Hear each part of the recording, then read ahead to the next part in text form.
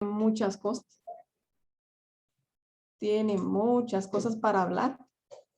Pero voy a tratar de ser, créanme, en la medida de lo posible, puntual. Y acá les voy a compartir pues la Biblia y la historia, desde el inicio a los jueces. Y para ir entrando un poquito acerca de esto, pues aquí les voy a mostrar un poco de cronología de sucesos bíblicos y mundiales que fueron ocurriendo pues a la vez. Así en breve, pues tenemos lo de la creación, fecha totalmente desconocida. Noé construye el arca, fecha también desconocida como tal, pero acá ya empiezan a ocurrir ciertos sucesos en la historia que ya nos empiezan a dar un panorama de lo que después empiezan a construir ya como tal las civilizaciones. En el 2500 antes de Cristo, los egipcios descubren el papiro, o sea, aquí se crea la escritura como tal, pues entonces empieza ya a surgir lo que son las bibliotecas. En el 2400 los egipcios empiezan a importar oro desde África y así empiezan a ocurrir ciertos sucesos, incluso la domesticación ya de caballos y gallinas en Babilonia. Hasta el 2166 antes de Cristo, donde nace Abraham. Y a llegar pues al 2091, donde Abraham entra en Cana. Este solo es como una referencia así a grosso modo. Pero miren, como estábamos hablando acerca desde el inicio, pues todos tenemos claro que Génesis inicia justamente con el tema de la creación. Pero una de las cosas o hacer en lo que vamos a hacer énfasis es en los patriarcas, en Abraham. Permítanme un momentito.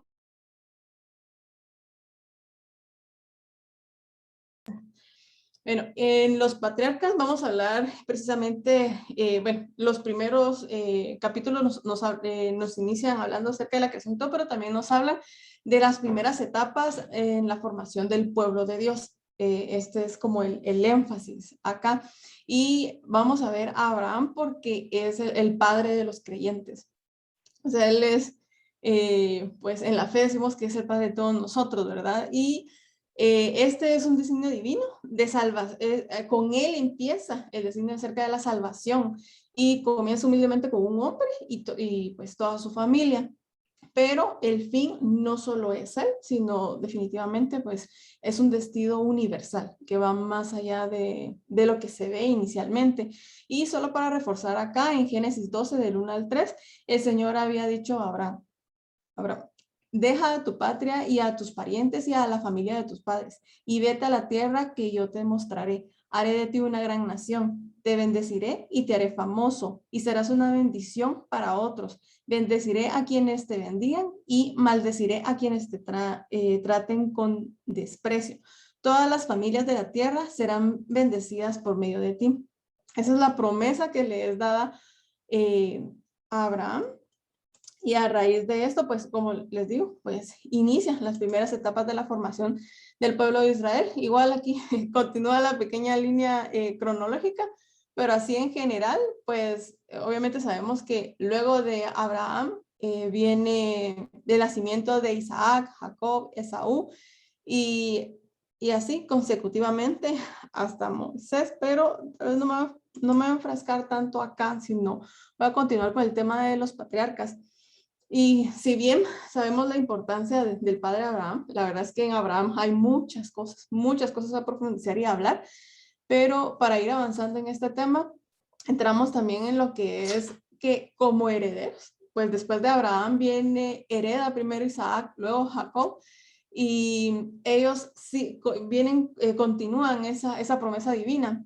Y esto lo podemos ver justamente en Génesis 28, del 13 al 15. En la parte superior de la escalera estaba el Señor, quien le dijo, yo soy el Señor, Dios de tu abuelo Abraham y Dios de tu padre Isaac. La tierra en la que estás acostado te pertenece. Te la entregué a ti y a tu descendencia. Tus descendientes serán tan numerosos como el polvo de la tierra. Y así consecutivamente, pues viene nuevamente repitiendo esa promesa que el Señor estableció justamente para su pueblo. ¿Y por qué aparece acá José? Él, pues obviamente tiene una parte muy importante acá, porque en José es que se cumple. Una de las cosas es que salva a la familia de Jacob, o sea, se salva a la familia completa, pues en tiempo de hambruna logra que introducirlos a Egipto después de que sus hermanos lo vendieron. Pero ahí cumple el hecho de que ellos se pudieran entrar a Egipto y más adelante pues darle sentido al libro de Éxodo, que el libro de Éxodo pues ya nos representa la liberación del pueblo de Israel de Egipto, pero es José quien lo introduce, entonces él también forma parte importante y vital pues en esta trayectoria. Y todos hemos escuchado varias veces en la Biblia que se encuentra escrito la promesa de Abraham, de Isaac y de Jacob. Entonces, y esa promesa es la que pues nosotros traemos al día de hoy. Y aquí hay el árbol genealógico de Abraham, desde los episodios desde el 12 de Génesis al 41, pues aquí vemos cómo se fue desarrollando pues cada una de estas generaciones hasta tener a los 12 que representan pues las tribus de Israel más adelante. Igual aquí les tenía siempre parte de la cronología, pero para llegar hasta los jueces. Pero como les digo, vamos a avanzar así un poquito acá y me voy a dirigir a Éxodo. Si bien en Génesis vemos esa primera parte o esto donde empieza a establecerse ya el pueblo como tal, la formación pues ya de los 12 hijos de Jacob que traen la promesa que le fue dada desde el inicio al padre Abraham. En Éxodo pues vemos lo que les decía. Aquí cambia y cambia la concepción de cómo se conoce a Dios o cómo se percibe a Dios, porque primero tenemos entendido pues que hay una promesa, pero en el Éxodo lo que busca acá construir ya es la idea de Dios de los padres, o sea, de los patriarcas, que sería lo que mencionaba anteriormente de Abraham, Isaac y Jacob, pero también ver a Dios como un Dios salvador, por el hecho de salvar al pueblo de Israel de Egipto, sacarlo, liberarlo de 400 años de cautiverio. Y se da como a conocer como yo soy, o sea, yo soy el que soy. Se da a conocer, de hecho hay parte de la Biblia que no menciona el nombre como tal, porque hasta era casi que en su momento prohibido casi hasta decir su nombre, pero al final lo que él busca es como definirse, ¿va? Ante el yo soy. Acá se da a conocer el Señor cuando se presenta ante Moisés. Después de la liberación viene la alianza y esto viene con la ley. Cuando vienen y al final, pues después de ser liberados de haber salido de Egipto, van al monte Sinaí, donde es entregada las tablas de la ley. Y acá lo que busca el Señor es establecer un pacto, crear un pacto con su pueblo, no solo haberlo liberado, sino después de haberlo liberado, crea un pacto, pero un pacto de una imposición divina. Y las cosas, o sea, lo que el Señor quería hacer a través de este pacto era tomar esa iniciativa, pero de su gracia, de establecer su gracia ante el pueblo. Eh, y la alianza, pues lo que buscaba era poder tener un pueblo santo ante los ojos del Señor. Entonces Moisés subió al monte para presentarse delante de Dios. El Señor lo llamó desde el monte y le dije, comunica estas instrucciones a la familia de Jacob, anúncialas a los descendientes de Israel. Ustedes vieron lo que hice con los egipcios. ¿Saben cómo los llevé a ustedes sobre las alas de águila y los traje hacia mí? Ahora bien, si me obedecen y cumplen mi pacto, ustedes serán mi tesoro especial entre todas las naciones de la tierra, porque toda la tierra me pertenece. Ustedes serán mi reino de sacerdotes, mi nación santa. Este es el mensaje que debes transmitir a los hijos de Israel. Entonces Moisés regresó al monte y llamó a los ancianos del pueblo y les comunicó todo lo que el Señor les había ordenado, y todo el pueblo respondía a una voz: haremos todo lo que el Señor ha ordenado.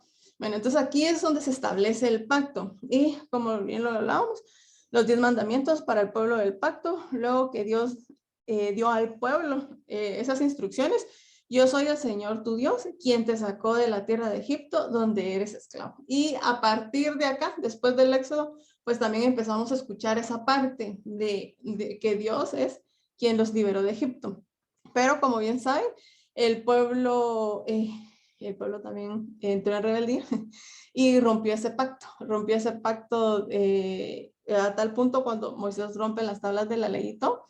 Y aquí viene una parte bien interesante, y es donde viene ya la parte de Levíticos. La verdad es que Levíticos tal vez para algunos de nosotros no es un libro como muy llamativo para leer, pero sí, la verdad es que lo indagamos más, la verdad es que es un libro muy impactante, pero al entender todo lo que conlleva esta parte, pues aquí tenemos una imagen acerca del tabernáculo. La verdad es que muchas cosas que están establecidas acá, pues ¿a qué nos llevaban? Todo lo que buscó Levíticos, tal vez en algo en que se encierra Levíticos, es mostrar a un Dios santo. Porque Dios es santo, se santifica también el espacio en el que Él se encuentra. Y esa era parte de lo que mostraba también el tabernáculo. De hecho, habían algunos que no podían, o sea, los sacerdotes no podían entrar a la carpa si no estaba santificado, pero era la referencia a eso de Dios es santo. Y acerca de esto lo que hace Levíticos es mostrarnos una serie de rituales donde podemos contemplar sacrificios y fiestas anuales que justamente lo que buscan es santificar al pueblo. También la consagración de sacerdotes, los requisitos para los sacerdotes, y todo esto, pues todo gira en ese mismo entorno de buscar la santificación. Y lo que se busca, pues es el nivel más alto de integridad moral y santidad. Existe el ritual de pureza, día de la expiación, pureza moral. Israel fue llamado a vivir diferente de la forma de los cananeos, pues era del pueblo de los pueblos que se encontraban a su alrededor. La idea era venir y hacer una diferencia, que ellos eran distintos, pero por el Dios que los gobernaba. Entonces buscaba apartarlos. Recuérdense que santos es apartados, y eso era lo que buscaba el Señor, apartar a su pueblo.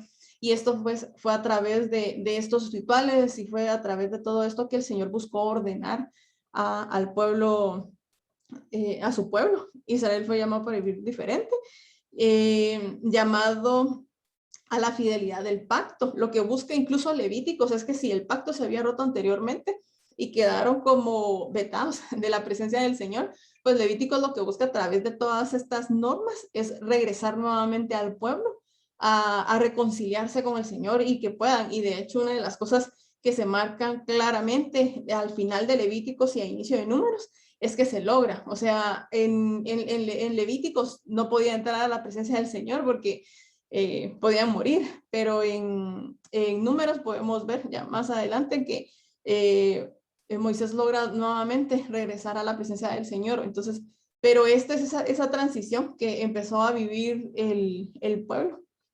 de Israel en todo esto, y vamos con Números. Después de Levíticos, pues vamos, Números es el tercer libro de la Biblia, vamos ahora con Números, que es el cuarto, perdón, Levítico. Y acá es la marcha por el desierto. En Números lo que nos muestra es esa marcha por el desierto. Cómo nos acordamos del pescado que comíamos gratis en Egipto y teníamos todos los pepinos, los melones, los puerros, las cebollas y los ajos que queríamos. Esto, pues aquí mostrando que el pueblo empieza pues a tener ciertos momentos de hambrunas y todo en el camino, en el desierto, y esto los hace recordarse de aquellas cosas que se encontraban en Egipto. Entonces todo esto y empezaron a rebelarse en contra del Señor y en contra de Moisés, y pues esta rebeldía pues les trajo grandes consecuencias también, porque el Señor nos está llevando a esta tierra solo para que muramos en batalla.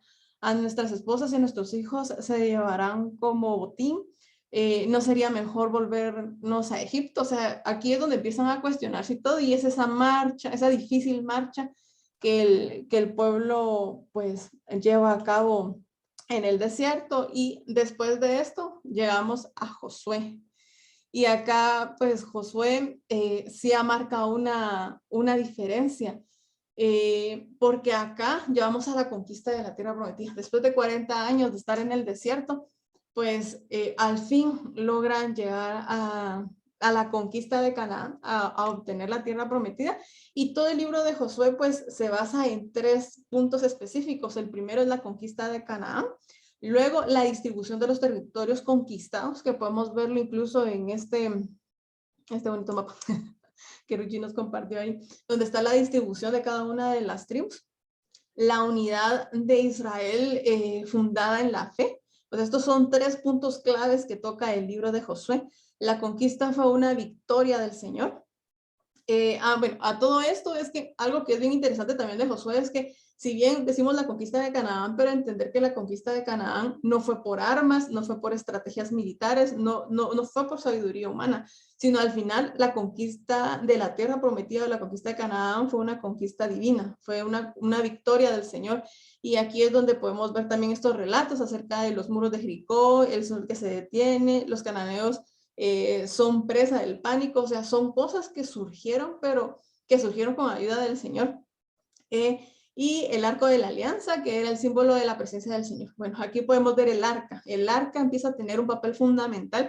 Si bien se recuerda que la presencia, pues, utilizaban el tabernáculo para buscar entrar en la presencia del Señor y todo, acá, pues, el arca empieza a ser el pacto del Señor y empieza a simbolizar la presencia del Espíritu de Dios dentro del pueblo a través del arca, ya que ellos no dejaron, pues, a partir de acá, dejan de estar viajando y empiezan a ser más sedentarios.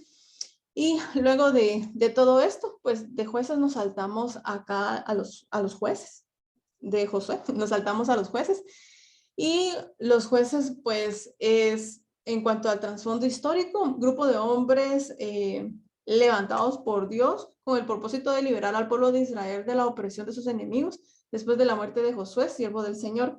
Pues bien, muere Josué, pues no se levanta un líder como tal a decir que se hace cargo así de todo el pueblo, sino pasa algo bien curioso en esta parte, porque después de la muerte de Josué, no es que se levanten grandes políticos a dirigir a estas 12 tribus, sino lo que pasa es que aquí no existen, por eso colocaba acá, no existen magistrados, sino caudillos, porque lo que pasa es que se empiezan a levantar personas, pero personas como líderes carismáticos ante cada uno de estos pueblos, pero como instrumentos divinos. No, o sea, estos son escogidos, no es que se diga, a qué le toca o por herencia, o no. Simplemente de repente, o sea, el Señor levantaba a una persona de diferente pueblo en diferente tiempo, o sea, no había un patrón establecido para decir quién es el juez, sino el Señor decidía sobre quién dejaba caer su espíritu y se encargaba en ese momento, ¿verdad?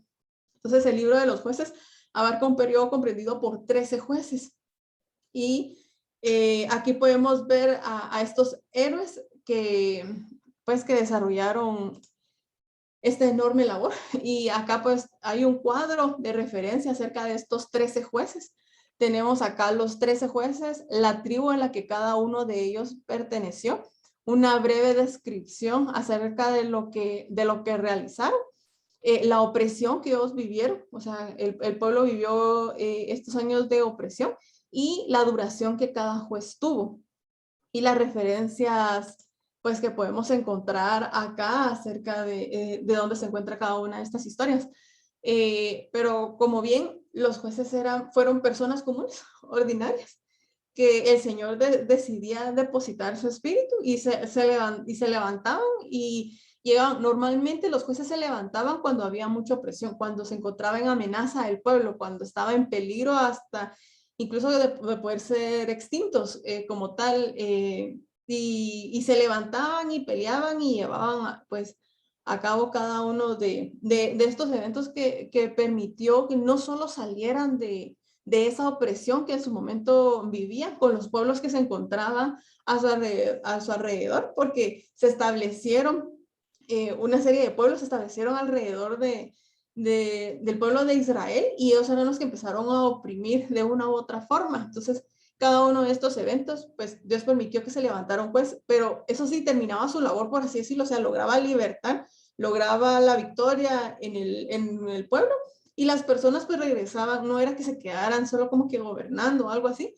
sino regresaban a su vida cotidiana, porque el fin no era buscar un gobernante, sino el fin era ser ese instrumento divino que Dios necesitaba en el momento en que el pueblo estaba siendo pues oprimido.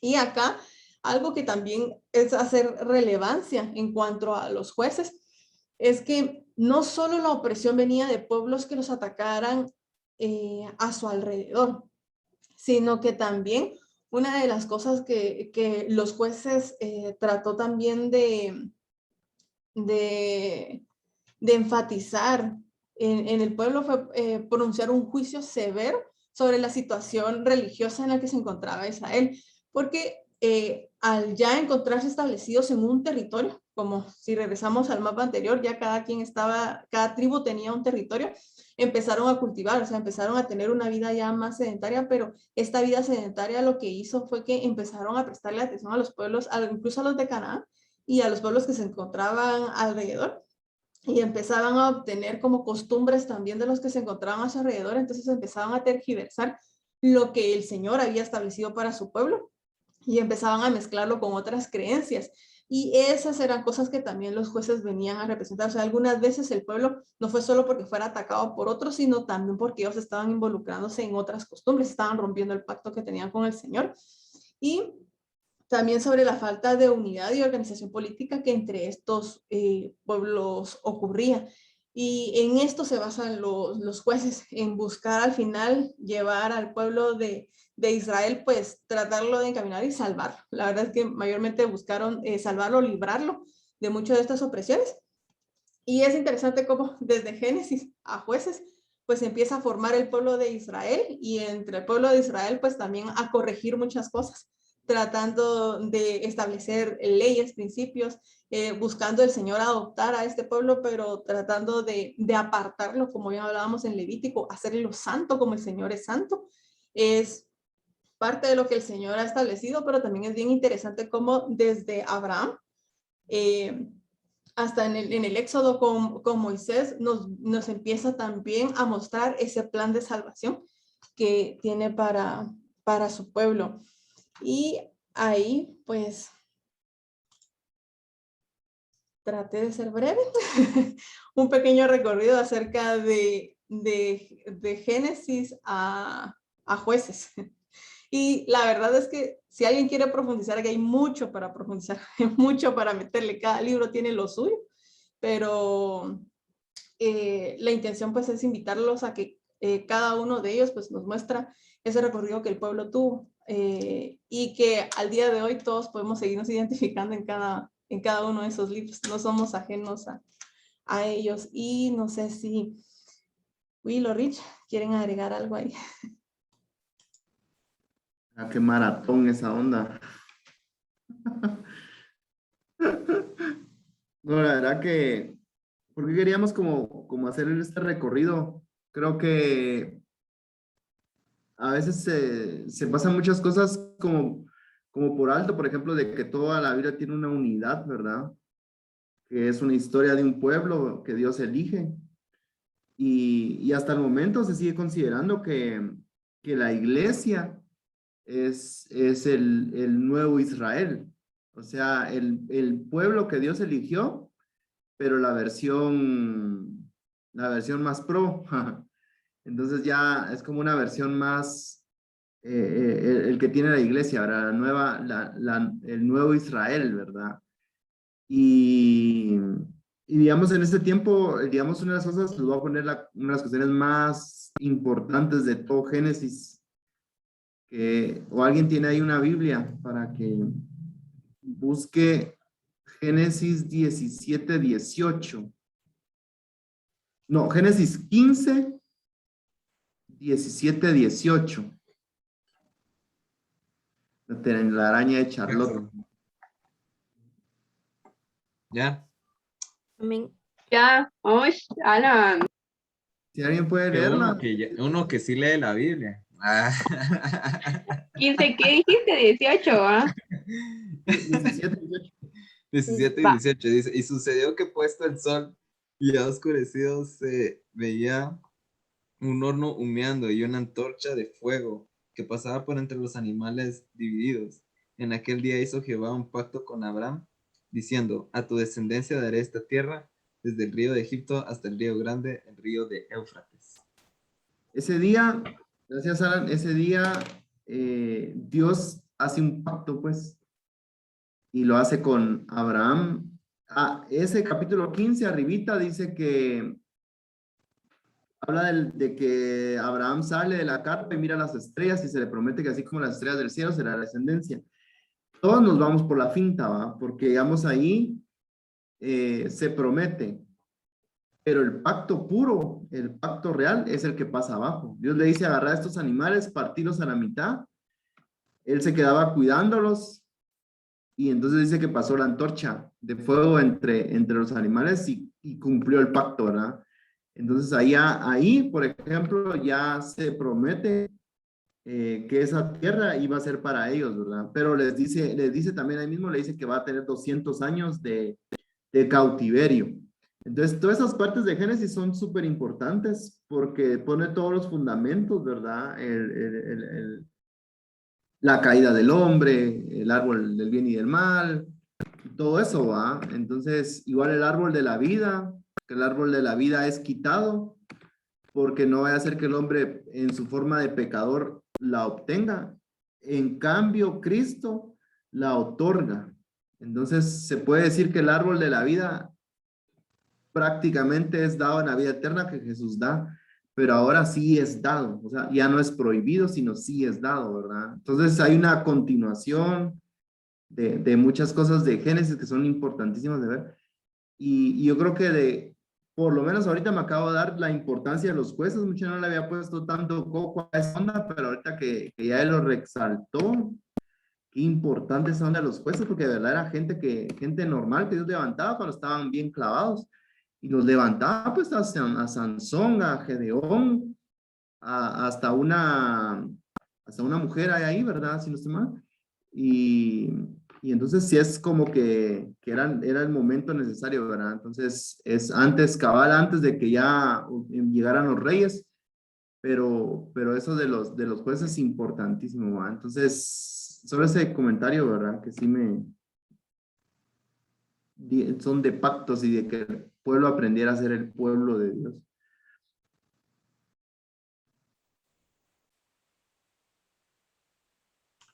Y que qué fácil se dice, pero lo que nosotros vivimos en un rato sucedió en años, décadas. No sé, mi cielo, aún estás vivo. Sí, aquí estoy, no me dormí. Pues la verdad es que lo que me ha gustado de la intro que dio Richie en la semana antepasada y lo que hablaste esto ahorita, ¿verdad? Definitivamente hay mucho, ¿verdad? Hay mucho en todo esto, pero me da otro panorama, definitivamente me da otro panorama al leer esos libros, ¿verdad? Entender esos contextos históricos, entender un poco más amplio qué es lo que estaba pasando en realidad, ¿verdad? Entonces me gusta porque me amplía lo que ya una vez leí y pues me dan ganas de volver a leerlo otra vez. Muy bueno. Pero ahora una TLA, dice. Sí,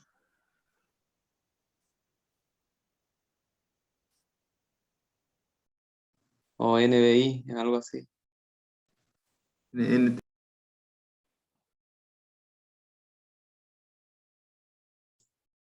No, pero gracias. La verdad, muchas gracias también. Sé que fue largo y espérense que todavía falta el resto de la Biblia.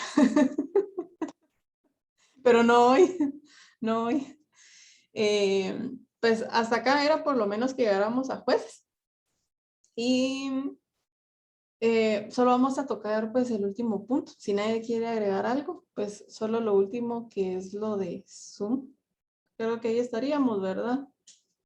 Entonces, y para lo de Zoom, pues no queremos tampoco como que sea cansado así para todos. Entonces, aquellos que no están como involucrados con lo de Zoom, van a poder retirarse así libremente a descansar, a comer, ahí a todo. excepto Gaby. Perdón. Y de ahí, y los que sí están con la licencia de Zoom, pues por favor, si se pueden quedar solo para que veamos eso así, tratar de hacerlo brevemente porque no va a hacer explicación de cómo usar Zoom ni nada, no, sino solo cómo vamos a quedar con la plataforma. Solo creo que Oye, hay que dejar de grabar.